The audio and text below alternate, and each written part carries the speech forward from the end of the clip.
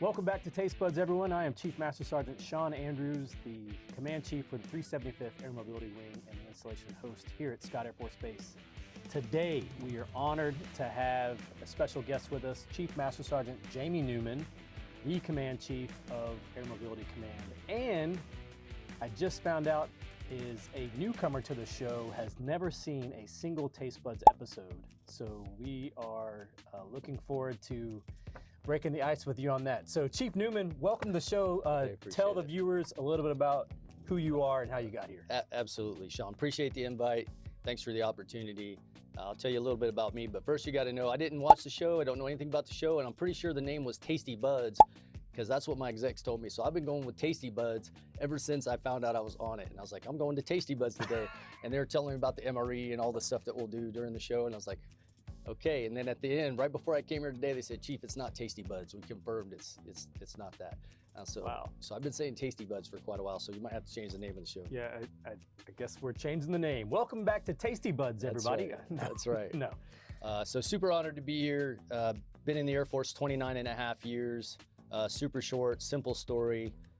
AMC Command Chief now, but how I got here is a whole nother story. You know, having been told that I would never even make Tech Sergeant, to even make Tech and then Master, I kind of think I exceeded some of the expectations that was levied upon me at some point.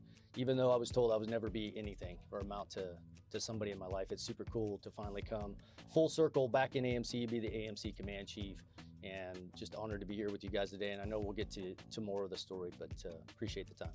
And to be the Command Chief for all of Air Mobility Command, again, super amazing achievement and milestone for some of our airmen that maybe don't understand the gravity of that. What does that mean? What does your role entail in that? I try to, I'm a simple kid from Milford, Kansas. My town has about 408 people, so I try to keep things real simple. Right? Being the AMC Command Chief to me is a fairly easy job, and I'll sum it up like this because it's not an easy job, but it's really about two things. It's about the people and the mission. I represent every airman in the command, all 110,000 active guard reserve, and I am the voice of the enlisted to the boss and all the folks out there that need AMC equities in their life, which is every combatant command, the president on down. AMC supports that. And so I get the opportunity to voice our concerns, talk issues, correct things, advocate for better policy, better quality of life, and all those kinds of things on behalf of all airmen. And then of course, focusing on the mission and the readiness of AMC and where we're going and where General Minahan's taking us is one of the top priorities. So not a small job by any stretch of the imagination, but I try to keep it simple. Like I said, I'm a small town kid from Milford, Kansas. So that's how I see it. So we are going to dive into a lot of topics today, focused on resilience. And since you have not seen the show, nope.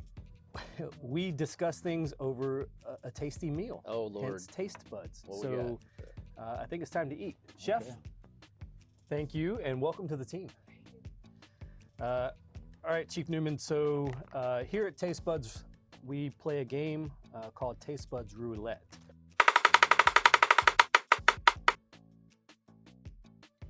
Okay. So in front of you are two MREs. I don't know what they are. I don't think you know what they are. We will let chance decide which one we dine on. So Taste Budz Roulette, you get the bottle of hot sauce, put it in the middle, give it a spin, and whichever one it lands closer to is what we will eat. Okay, give it a good Ranger spin. I was trying to get it to land on that one because it looks newer and shinier, which means it's probably better. Well, we will see. So I think it's pointing more that way. So lift it up, tell everyone what we got. All right. Oh, this is your favorite. I know you love chili with beans. This is your one. Actually, that one is pretty good, especially with some hot sauce in it. So, all right, go ahead and open that up, and we'll continue with the conversation. By the way, first guest that has brought a knife and just bumped right into that. We can tell you've done this before. So, Chief Newman, when was the last time you had an MRE? Oh gosh, probably about a year ago. I eat them pretty regularly. Just because? Yeah, just keep it in your system, keep it going. You got to stay ready. So part of that is eating the meals that you might eat downrange. My kids even ask for them, which is kind of odd. But I started off with small ham slice kind of thing. You don't want to shock them with chili mac, but So tell us about your family. My family. So married to my wife, Rhonda, 27 and a half years, going strong. And longer story there, that's very short because we met and got married after about a month. And now we have 5 kids, 5 daughters. Let that sit for a second. 5 daughters. That's right. A lot of blonde hair in the house. Some of it's now brown. So you learn to braid and do all the things that girls need to be girls. They're very smart. They're smarter than we are. The girls are. Yes, Yeah. very much so. Like looking at report cards, they get great grades. I never got great grades. I'm like, how is this possible? And so all the girls are fairly switched on and doing great in their own right. And loving life, man. Enjoying the journey in the Air Force. So which can be tough at times. But So chili with beans. So what we do here is we'll just plop some down on the plate, and we'll share in the comfort.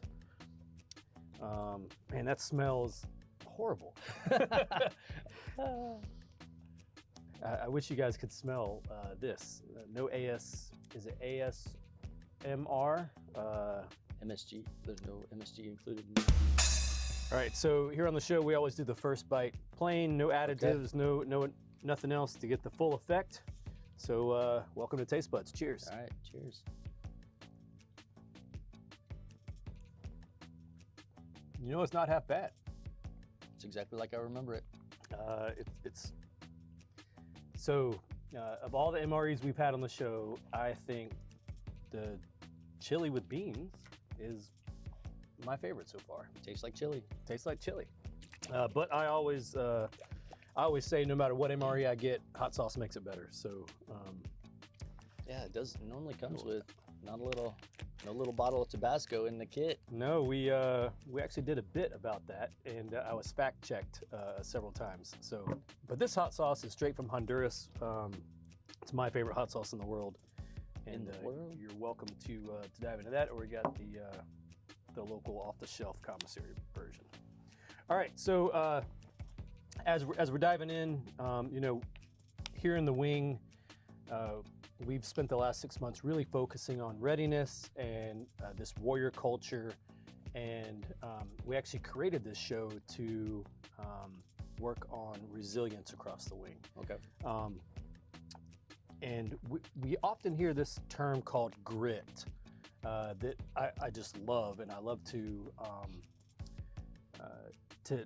understand what people think about when they hear the term grit. So how do you describe this warrior culture, this grit that we need our airmen to internalize more? Yeah. And so grit to me means a lot of different things, and there's only a couple ways to get grit. You got to earn it. You don't just magically talk about grit and you get grit.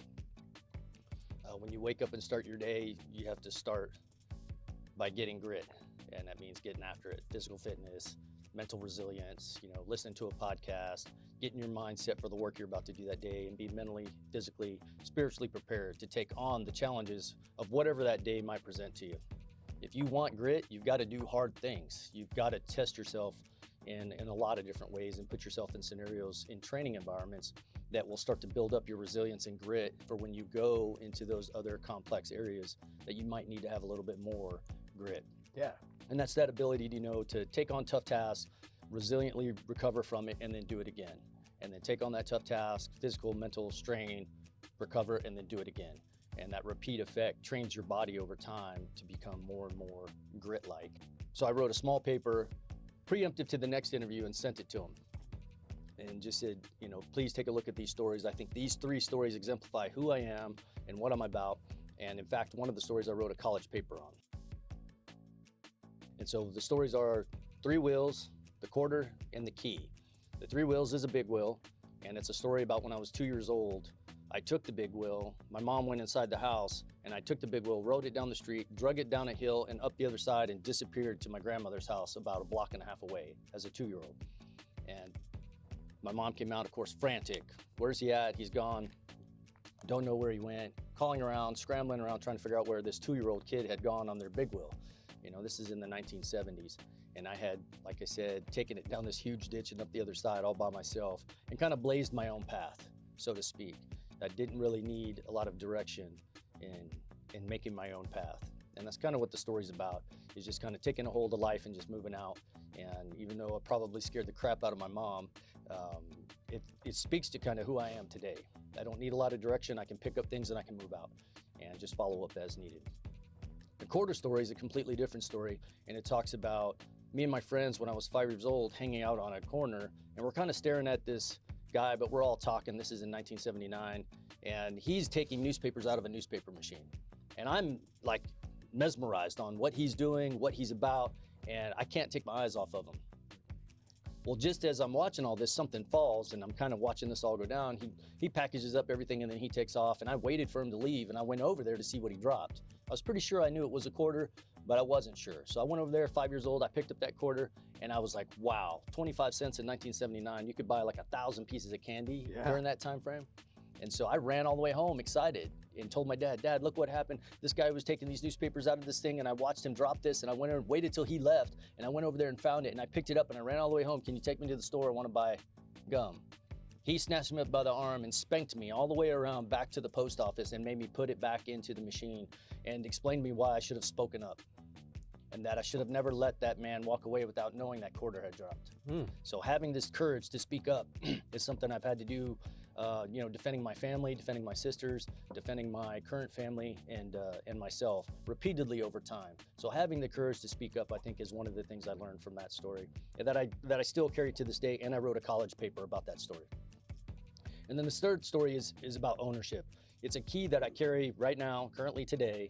I have the very first key to the car that my dad had given me when I was a kid. He said, hey, here's the car, it's responsibility, 1979 Ford Bronco, black and yellow, super cool as a 16-year-old kid to even get a car back then. Yeah. And for my family, it was a big deal because we didn't have money. Money didn't exist. Like, we had everything we needed, but we were not even close to rich in any way, shape, or form. So to get a vehicle handed to me in that way meant a lot. Yeah. And part of that ownership responsibility, that key, I had to take care of the car, I had to wash the car, I had to fuel the car, I had to have insurance on the car, put tires on the car, and that kind of thing. And later on, my dad ended up taking it back and using it with his older car that he took on and traded it off for something newer for himself. So I was a little disappointed to have lost it, but I kept the key. And I still have the key, and I carry it around to this day as a reminder of that responsibility. And so all of these things add up, right, in your life that kind of make up who you are. And I have a lot of stories like that. As a kid, I got ran over by a car and drug about 30, 40 feet. What? Yeah, I was about 7 years old.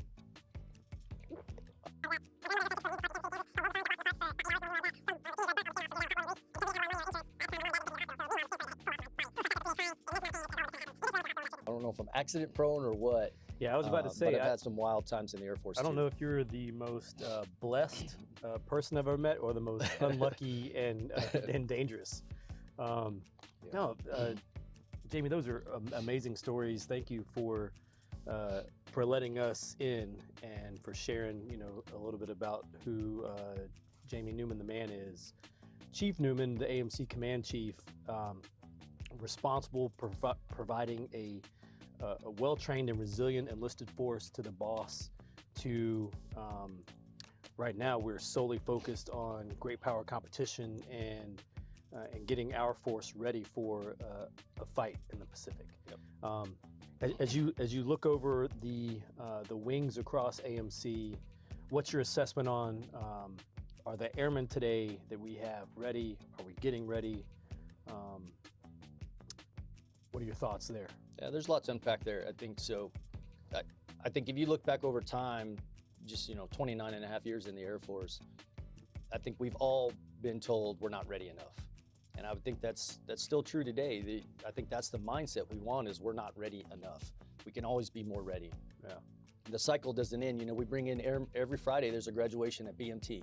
Right, there's a new cycle of airmen that are going to come through and join the ranks of the Air Force, and we're going to have to start them on the path that we're on and get them ready and get them smart on what's going on in the world and get them committed to the larger enterprise. I think there's a lot of work still to be done, but to your point earlier about the readiness challenge that you did on the base, that's a great representation of what all the bases are doing to get after, in a fun way, bringing out contingency warfighting skills and letting airmen get physically fit at the same time while still practicing those skills and having an opportunity to get recognized for it at the very end. And that's a huge step in the right direction, because it doesn't have to be painful, right? It can be fun.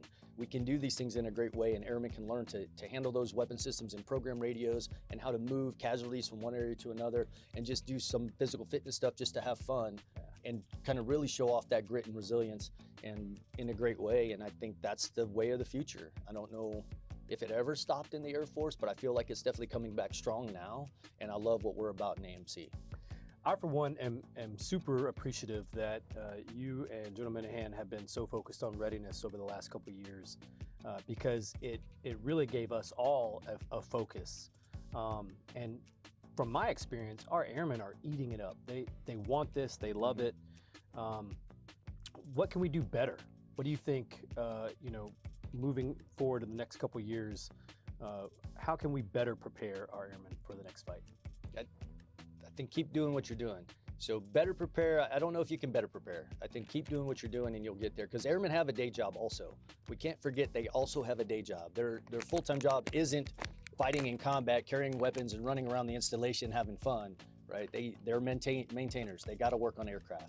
They're defenders that got to work the gate. They're PA professionals who got to work with cameras and getting interviews done and putting things out on social media. And so we have a whole gamut of folks who already have a day job. And not that these skills are secondary to that, they're complementary to it, and they need to be worked on.